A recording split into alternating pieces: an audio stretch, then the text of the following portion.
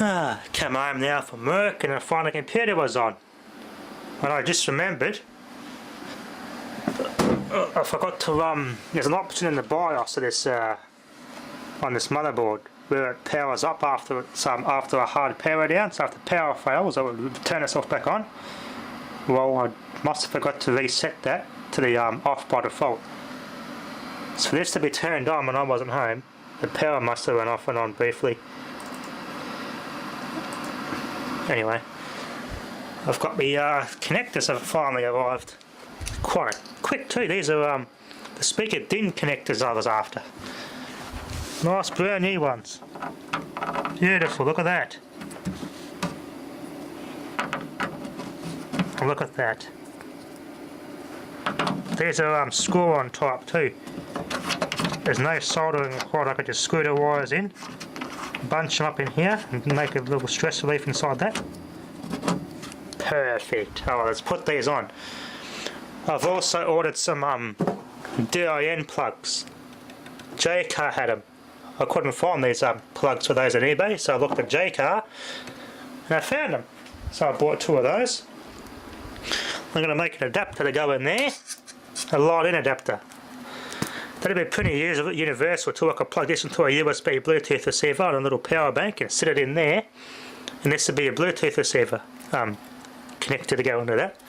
So I've got one for that one and one for that one. I've got another one of these cords somewhere. And I'll make another one of those little adapters, so make it all compatible for today's technology. How good's that? Right, all done.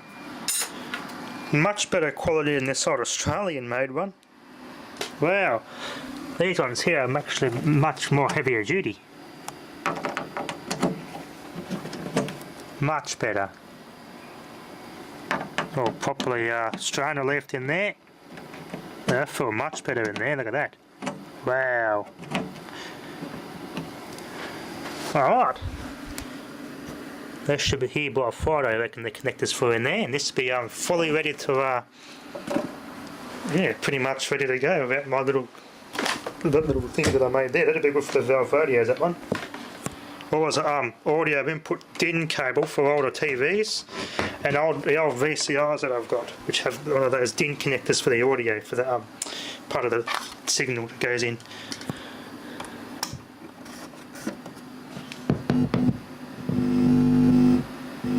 Yep. Beautiful. Good connections, no shorts. Made a nice solid connection in there. Awesome, awesome. Alright, I've also dug out the rest of the drive belts. This should fit that cassette drive and the Boombox. Let's get that changed out. It's going to be a bit of a challenge, but it'll be worth it.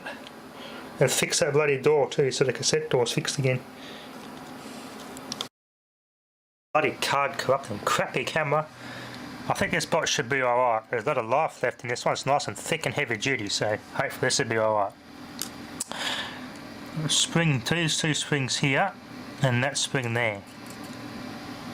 So I memorise those. I'll take a good clear photo of these springs as they are sitting, so I remember how it all goes back together. So the more complex the cassette mechanism is, it's a lot of fun, I tell you that much.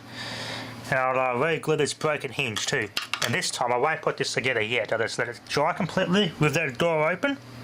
Once it's completely dry, then I'll put it all back together. So I don't rush myself this time. I'll just leave it apart until that thing completely dries. Right, let's get a high resolution photo of these springs here, which I'll use for my own reference in putting this thing back together. Okay, viewers, I managed to put the new belt on, and it broke in half. So what I did with the original belt, I've ran that through some methylated spirits to clean it, and I ran that through some sandpaper and buffed it and roughed the rubber up, and now it feels like actual rubber, not smooth plastic anymore. It works now.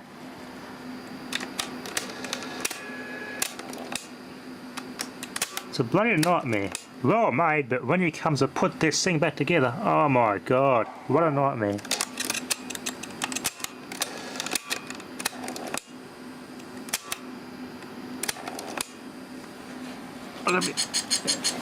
So warp that slightest bit.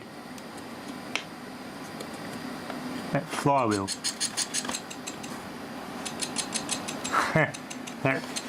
It's a very small adjustment in that. I only bump it slightly and it hits.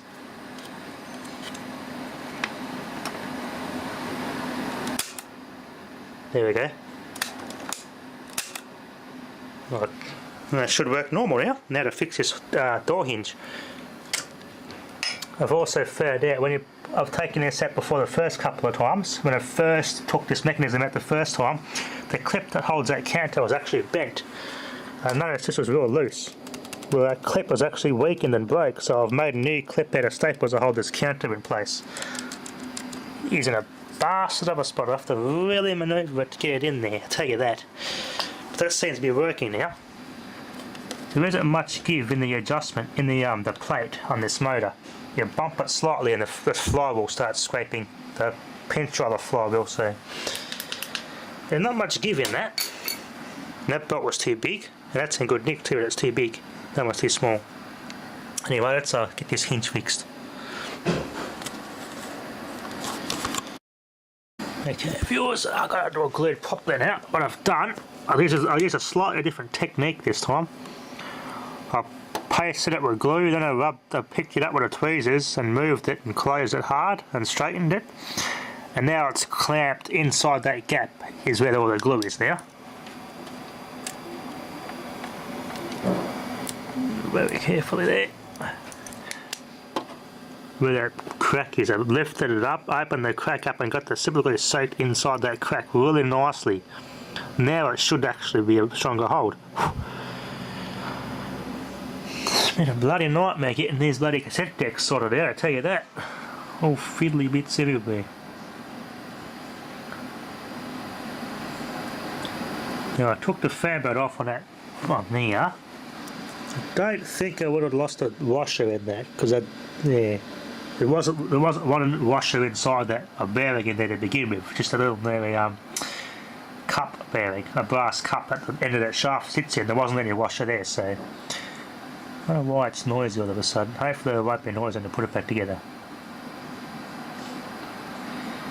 Fix something, you fix one thing up, and another little fault comes up. Ah, bloody hell. So I'm going to have to just let this wait before I put the spring back on it.